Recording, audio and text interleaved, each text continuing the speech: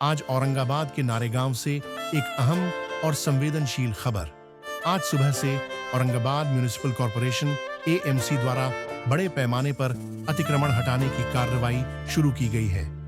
इस अभियान के तहत गैर कानूनी निर्माणों को हटाया जा रहा है। कार्रवाई जैसे जैसे आगे बढ़ रही है, वैसे वैसे स्थानीय लोगों में नाराजगी और विरोध भी बढ़ता जा रहा है। कई लोग अपनी दुकानों और घरों को बचाने की कोशिश करते नजर आए। कुछ बुजुर्ग और महिलाएं प्रशासन से मिन्नतें करती दिखाई दी, तो कुछ लोग जमीन पर बैठकर विरोध जताते हुए प्रशासन को रोकने की कोशिश कर रहे थे।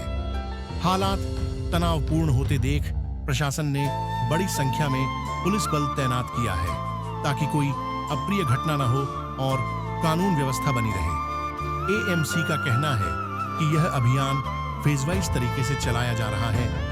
अभी केवल व्यावसायिक अतिक्रमण हटाया जा रहा है, जबकि रिहायशी अतिक्रमण पर बाद में कार्रवाई की जाएगी। मौके पर मौजूद स्थानीय मीडिया चैनल्स लगातार लाइव कवरेज कर रहे हैं। कैमरों में कैद हो रही हर तस्वीर एक कहानी कह रही है।